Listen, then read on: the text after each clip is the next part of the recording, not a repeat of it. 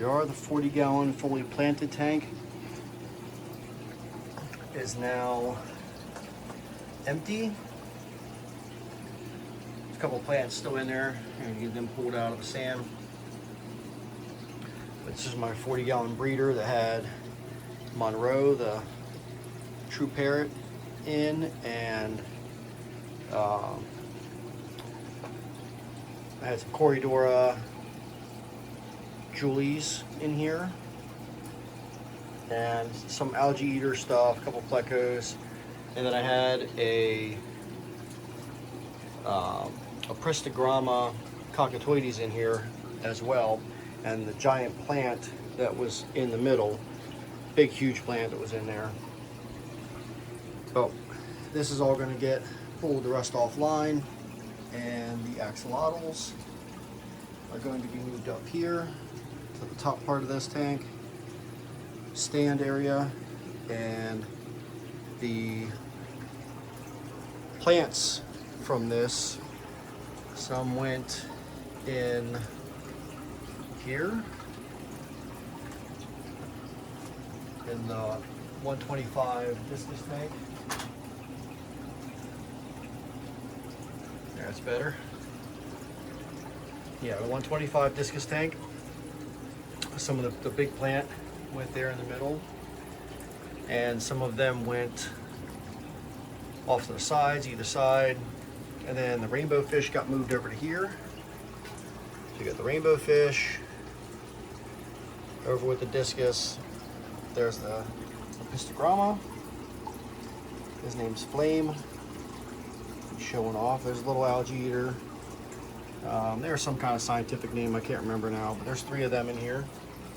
Of course, the gorgeous discus. Brought the light over from the 40-gallon. It was set up for all the plants to get enough nutrients. Brought one of the rocks over. Everything's doing well. Got the ram, German blue.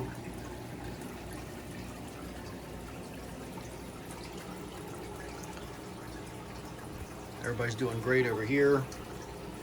And then the other plants, little sprigs off of the plants and things, went into this 10-gallon here, which is an Endler tank now. You got some babies, grew them up. They're having little babies. Some tiny ones in here too, over by the filter. Pulled some of the rocks from different tanks, the plants from different tanks. Got this all set up. I really love the way this turned out. And I took the bottom tank, which was a grow out tank down here, I took that offline, so that's out. And then the 55-gallon bottom tank here is empty. The exception of the substrate, a couple rocks, I gotta pull all those out too. But get all that emptied out, and then this is going to turn into a refugium and freshwater sump, likely for the 90-gallon, the 75-gallon, and to possibly get the 125 in on that too. I have an overhead sump on the 125 up top, but I might try and get them all plumbed in and set up on one central sump. We'll see how that goes. I might keep the 125 separate, but if I can get the 90 and the 75 both on this sump, I think I'll be pretty solid for actual tank filtration. So, and the 90-gallon got, there's Grammies. Got the new Oscar. New, I've been growing him out for a little while. That's Maverick. A couple clown loaches. I have 3 clown loaches. The chocolate cichlid. Growing him up in this one. The rest of the Grammies stayed in here.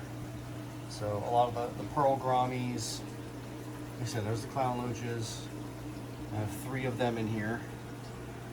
I see a third one's over here. And a little guy down the bottom. But I moved the plant over and sun-kissed.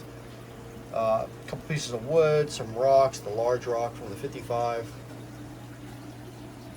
rock from the 40 gallon with the Anubias attached to it. Trimmed some of the upper plants roots back because they were getting crazy long, and we got all the pothos coming out of the top of the filtration, the hang-on back filter. All of this does really, really well for the tank parameters. This is an excellent tank. It's a 90 gallon, so it's really tall, really deep, but it also has the 18 inch, 18 and a half inch depth front to back too. So that one, I didn't add really anything to Solomon's tank because he destroys everything. And I mean, this was a gorgeous pile of rocks all stacked up, caves everywhere, and he ruined it. Yep, you ruined it, all of it. So pushed all the substrate up to the front, so everything's bare in the back, and he's pretty murderous, so I don't think he'll ever be able to be with anything. But he's a gorgeous fish. At least he's got that going for him. And then this 20 gallon down here is currently housing Monroe in the bottom. I don't have a light on this, but he's hanging out down there. He would like to be hiding behind something, but I don't have anything currently tall enough for him to hide behind. But he got into a scuffle with Sunkissed, who was beating on him pretty good. I didn't like that, so I pulled him out. And then I put him in with the Discus. Oh, Maverick. I put him in here with Discus, and he claimed this entire corner of the tank right here and was chasing everybody else off, which normally I would let that kind of settle out, but given the fact that this is my most expensive fish tank with all my Discus, I wasn't willing to take a chance of him roughing somebody up and then damaging or killing one of my really expensive fish. So pulling him out.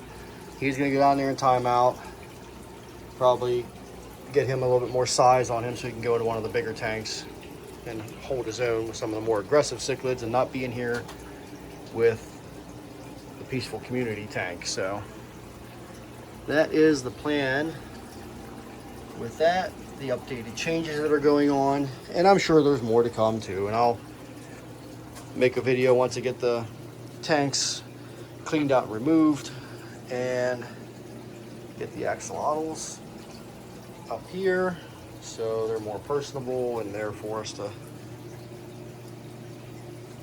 keep an eye on. And the reflection of Cliff makes it look like he's in the 40 gallon. He's not. He's in the 500. All right, on that note, it's Pops, Third Gen Aquatics. Stay tuned for the next one.